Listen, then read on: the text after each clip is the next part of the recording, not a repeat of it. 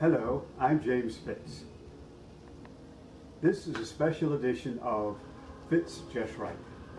Today I will be reading an excerpt from this impeccably and well-written book, Yours Because of Calvary, The Life and Times of Apostle Arturo Skinner. A well-written tribute to this beloved spiritual leader, written by James C. Blocker. I'll be reading from the second chapter, God Wants to Heal You. The excerpt is The Birth of Deliverance Evangelistic Center. In September of 1956, a Polish woman, Mary Amartis, began conducting prayer meetings in her home in Newark, New Jersey. Amartis invited Skinner to come and pray. Those that attended the prayer meetings began experiencing healing from various illnesses. According to a person close to these events, the word began to spread among church circles that a black man was praying for the sick and receiving miraculous results just like Oral Roberts. Amartis, in the first Deliverance Women's Day Service Journal, recalled those days, quote, God laid the burden of souls upon my heart. My home was opened for prayer meetings, and I invited the people who wanted to pray with me for the souls of men. I invited Brother Skinner to come in and pray with us. God manifested his power, the sick were healed and delivered, unquote.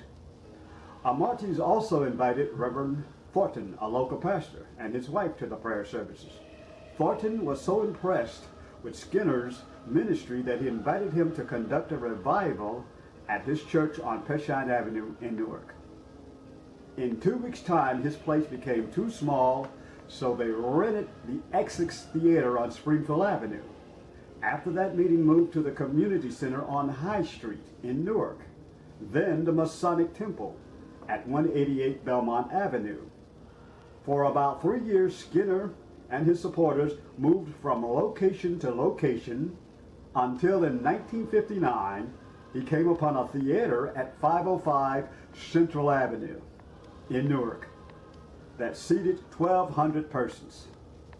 This became their home, and they named it the Newark Deliverance Evangelistic Center.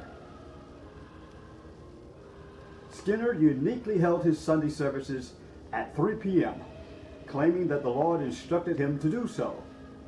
The strategy was that those persons connected with his evangelistic group that were members of other churches, being that most churches started their service at 11 o'clock, could attend their own church service and still be present at the deliverance services. Consequently, a number of members of other churches attended the 3 p.m. deliverance services every Sunday. Along with the services in Newark, New Jersey, he also conducted healing campaigns in Brooklyn, New York, known as deliverance rallies. Skinner's timing for his evangelistic meetings in Brooklyn was impeccable. According to Clarence Taylor, in his book, The Black Churches of Brooklyn, quoting the Amsterdam News, he writes, quote, by the 1950s, Pentecostal churches were the fastest growing churches in Brooklyn. Skinner was not a part of any major Pentecostal organization. Although the United Pentecostal Council of the Assemblies of God ordained Skinner under their auspices. With his pastor's blessing, he later left Bethel and UPCAG, venturing out on his own. Despite being an evangelistic effort and not an organized church, he had a faithful following that traveled with him to the many places he conducted his meetings. Sometime around the late 1950s, Arturo conducted the Salvation and Healing Caravan. Those with cars were to take as many people as they could to the services. Evangelist Clifford Simmons assisted Skinner. The Faith Gospel Singers were one of the groups that assisted with the music. Skinner received his charter for the Newark Deliverance Evangelistic Center Incorporated on October 1957. After 1 year of inception, the church had a membership of over 400 people. Because of the masses in attendance at the deliverance rallies in Brooklyn, as was the case in Newark, Skinner moved his rallies to various locations.